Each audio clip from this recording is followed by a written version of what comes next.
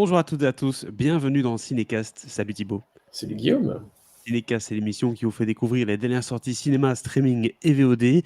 Et avant de plonger dans notre film du jour qui est Aux jours qui viennent, pensez à vous abonner sur la plateforme préférée, celle que vous utilisez, à liker si vous êtes sur YouTube ou à laisser un avis sur la plateforme de podcast de votre choix. C'est ce qui nous aide à monter dans les classements et à être recommandé à d'autres personnes qui, comme vous, êtes attentifs aux dernières sorties cinéma. Aujourd'hui, je l'ai dit, on s'attaque au film Aux jours qui viennent. C'est un film de Nathalie Nagem, premier film pour cette scénariste qui s'attaque du coup à un long métrage. C'est une comédie dramatique. C'est plus dramatique que comédique, on va en parler. Oui, c'est pas très drôle. Non, c'est pas très très drôle. Le mot comédie, c'est un peu perdu dans l'affiche Allociné, je pense, de ce film. Ça sort en Belgique cette semaine, donc la semaine du 30 juillet. Par contre, c'est sorti en France le 23 juillet, avec au casting Zita Enro, Bastien Bouillon et Alexia Chardard. Alors, ça parle de quoi ce film? Ça parle de. Déjà, ça se passe à Nice. De nos jours, on a Laura, la trentaine, qui essaie de se reconstruire après une relation assez tumultueuse avec Joachim. Elle mène une vie en apparence tranquille en élevant seule sa petite fille, mais l'accident de Chirine, la nouvelle compagne de Joachim, va faire ressurgir son passé, tout simplement. Et les deux femmes vont être en proie à la violence du même homme et vont peu à peu se soutenir. Donc, vous l'avez compris, il est question ici de violence et de violence conjugale. On a l'autorisation de vous montrer un extrait de la bande-annonce. C'est ce qu'on fait de suite. Joachim Mage, harcèlement, menace, violation de domicile. C'était au moment de notre séparation. Laura, c'est Chirine, la copine de Joachim. J'ai eu un accident, il m'a fait enlever de l'hôpital. Il est complètement parano, j'ai peur. T'écrivais à qui? Personne. Fais voir.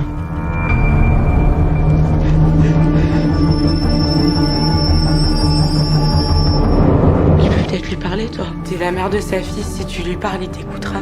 Faut aller voir la police. Voilà, on s'arrête là. Vous avez compris en tout cas la gravité du sujet du film et de son traitement. On n'est pas du tout sur une comédie, on est sur quelque chose de très très sombre et de très réel, puisque de la violence conjugale et le partage de cette expérience par deux femmes, c'est quelque chose qui se passe tous les jours et qui est donc important de traiter au cinéma. Alors, Thibaut, c'est un film, je viens d'en parler, avec un traitement sur la toxicité masculine. Oui. J'allais dire en long et en large, c'est-à-dire que c'est surtout parce que la toxicité masculine, il y a plein de choses qui sont liées. Mais tu l'as dit en présentant le film, c'est clair que ça s'intéresse un peu plus aux violences conjugales. Mais il y a à nouveau plein de choses qui sont impliquées là-dedans. C'est-à-dire qu'il y a tout d'abord le côté possessif et la jalousie, tout simplement, d'un homme envers sa compagne et tout ce qu'elle va faire, c'est-à-dire avec qui elle est, avec qui elle va parler, que ce soit sur son téléphone, en vrai, etc. Donc ça commence par des petites choses, et puis qui vont s'aggraver à chaque fois. Parce que c'est ce contrôle que l'homme veut avoir, il va être à un moment absolu. En tout cas, c'est l'objectif. Au point que la romance qui paraît gentille et le petit côté oh il est un peu jaloux qui pourrait, hein, je dis bien qui pourrait être un petit peu mignon au début, ça déborde vite vers des choses beaucoup plus graves que ça. Et on le voit déjà très bien dans l'extrait de la bande-annonce qu'on a passé. Et donc, Oui. tout ça va mener aussi à un point de dangerosité, bien sûr. Et ce qui est intéressant ici dans le film, c'est pas juste qu'on voit une histoire de couple où l'homme est toxique et devient de plus en plus violent dans sa façon d'être et puis dans ses actions vraiment, physiquement.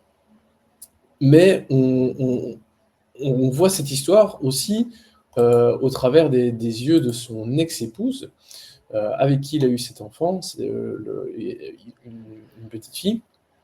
Et donc, on ne va pas juste voir le comportement de façon graduelle. C'est beau, c'est mignon, et puis ça devient bizarre, et puis ça devient dangereux, etc. Tu vois, on a aussi directement le contre-pied de l'ex-épouse qui, elle, a un regard très vif et elle va droit au but, en fait, quand il s'agit de ce genre de choses. Elle ne va pas aller par quatre chemins, alors que l'autre, elle va un peu, je disais, limite pardonner au début, etc. Enfin voilà, t'as un peu les étoiles dans les yeux, les papillons dans le ventre.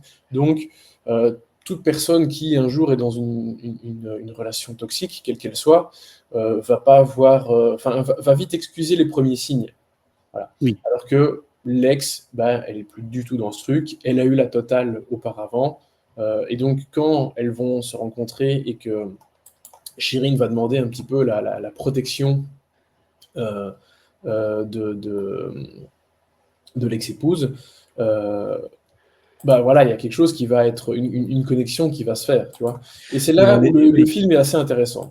Il y a un éveil des consciences, comme tu l'as dit, voilà, quand on est victime d'une relation toxique, quelle qu'elle soit, souvent les gens qui sont dedans ne se rendent pas compte. Par contre, ceux qui sont en dehors, forcément, le voient. Ouais. Et ici, forcément, l'ont vécu dans le cadre de l'ex. Et donc là, il y a ce côté solidarité et soutien. Et là, c'est là que le film a son côté un peu thriller, puisqu'elles vont se soutenir, mais l'autre va se montrer de plus en plus menaçant. Et donc là, il y a un petit crescendo dans le film, quoi. Exactement, parce que la partie, surtout pour le... Bon, après, on va pas tout raconter non plus, mais pour l'ex-femme qui pense être tirée d'affaire, elle a toujours des contacts avec son ex, parce qu'ils ont quand même une fille en commun, et même si lui n'est pas très intéressé, il va pas la voir souvent, etc., il reste le père, donc il a quand même son mot à dire dans certaines choses, mais globalement, elle qui pensait être tirée d'affaire, de par l'arrivée de la compagne actuelle dans sa vie, il va se retrouver un peu plongé dedans à nouveau, ce qui va évidemment lui compliquer la vie, et va devoir faire face aussi à une certaine violence, parce que voilà, malheureusement, on ne sait jamais complètement terminer ce genre d'histoire. Donc vraiment, dans son sujet et la façon de le traiter, je trouve que le film est vachement intéressant. Après, c'est clair qu'il n'est pas exempt de défauts. Il y a une chose qui est pour moi à la fois un point positif et un défaut, c'est-à-dire que le trio d'acteurs comédiens, des comédiens principaux, Bastien Bouillon, Zita Enro et Alexia Chardard, globalement la dynamique est pas mal. Après, c'est vrai que tu me le disais un peu en intro, il y a vite un côté un peu téléfilm, un peu surfait, où on force le trait. Ouais, un peu forcé. Je te donnais l'exemple là tantôt, on le voit d'ailleurs dans la bande-annonce, le mari en question qui est donc violent, voilà, on va le voir un petit peu marcher avec une démarche, tu vois, la petite veste en cuir, les lunettes de soleil, la démarche un petit peu nonchalante qui fait un peu peur, le mec qu'on croiserait pas sur un trottoir la nuit. Et donc forcément, on va un peu rajouter des couches comme ça pour bien nous faire comprendre qui est chacun. Et ça, c'est vrai que c'est peut-être un peu non nécessaire et ça rend un peu le truc plus... Allez, vous savez, le genre de film où on nous montre un petit peu, vous êtes dans un drame, quoi. Vous êtes dans... Attention, il y a de la tension ici, tu vois. Et donc ça, c'est un peu forcing. C'est clair, c'est un peu dommage.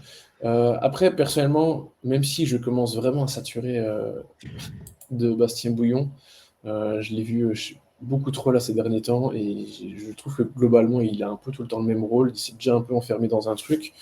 Le jeune ou la personne qu'on a connue il y a longtemps, qui est un peu cool, machin et tout. Ici, il fait quelque chose de différent. Donc c'est bien d'essayer d'un peu casser les habitudes.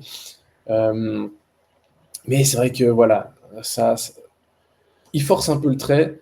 Je trouve que les deux femmes le forcent un peu moins, donc ça va. Mais voilà, il y a ce côté un peu, même dans la mise en scène, qui est assez classique, qui est pas mauvaise, mais il y a un côté, bon, c'est un peu téléfilmesque quelque part. Ouais. J'exagère un petit peu, parce qu'il y a des moments vraiment de profondeur, des moments des grands moments de tension qui sont quand même d'un niveau un peu meilleur que ce qu'on peut voir en télévision. Donc j'exagère un petit peu dans mon propos. Mais voilà, tu saisis un peu l'idée, et ça, c'est un peu dommage. Il faut pas oublier aussi que la télévision s'est vachement améliorée. Donc ces 10-15 dernières années, même les téléfilms de France 2 ressemblent de plus en plus à des films. Et donc du coup, c'est quand même... la ligne devient de plus en plus floue. Alors forcément, il y a des productions avec des réals, des directeurs de photos qui sont juste incroyables et tout, où là, c'est très différent. Mais pour des films à moyen budget, au petit budget, la ligne devient de plus en plus fine avec les productions télévisuelles. Donc ça, c'est évident. Par contre, ce qui est pas mal, c'est que le film dure 1h40, il tire pas trop sur la corde, donc voilà, il va au bout de ce qu'il veut raconter, donc ça c'est bien. parce qu'il y a trop de films ces derniers temps Ah oui, qui ça, veulent allonger, et puis à un moment, en fait, c'est pas nécessaire. en tant que père Donc de voilà, famille, au moins, on- la réalisatrice, qui, on l'a dit, enfin Nathalie Najem, qui, on l'a dit, est quand même scénariste de base, bah, elle s'en sort bien au niveau de la façon dont son récit est écrit. Exactement. Donc pour un premier film, allez, ça peut tout à fait arriver que ce soit un peu scolaire. D'ailleurs, c'est souvent le cas, hein. Les premiers films qui sont Oui, bien sûr. directement au-dessus du lot, c'est assez rare. Ouais. En souvent, c'est un peu scolaire au début, puis après l'expérience arrive et puis on commence à améliorer son travail. Donc voilà, quoi qu'il arrive, on peut dire que le sujet est intéressant. Le trio fonctionne bien, même si toi tu l'as dit, Bastien Bouillon, bon, tu l'as vu un peu revu. Mais voilà, le sujet est important et si c'est un film qui vous parle, n'hésitez pas en tout cas à aller le voir. Qu'est-ce qu'on donne comme note, Thibaut, à ce film? Bah, franchement, même si j'ai pas l'impression d'avoir fait preuve d'enthousiasme débordant non plus, je donne quand même un bon 3 étoiles parce que ça tient bien la route. Et je pense que malheureusement, ça va parler à pas mal de monde, ce film. Euh, Souvent pour des mauvaises raisons, hein, bien sûr. Mais donc voilà, je trouve que globalement, l'objectif est plutôt réussi. Donc voilà, c'est loin d'être une mauvaise affaire aux jours qui viennent. Exactement, c'est pas du tout une mauvaise pioche, donc on donne 3 étoiles à ce film. On vous l'a dit, il est sorti en France le 23 juillet, il sort en Belgique le 30. N'hésitez pas à nous dire du coup, amis français, dans les commentaires, ce que vous avez pensé du film, que ce soit d'ailleurs sur YouTube ou Spotify. Vous pouvez laisser des commentaires maintenant sur les plateformes de podcast également, on les lit et on répond là-dessus aussi. Abonnez-vous sur la plateforme de votre choix pour ne pas manquer nos prochaines recommandations et les prochaines sorties. On se dit à très très bientôt. Ciao, ciao. Ciao, ciao.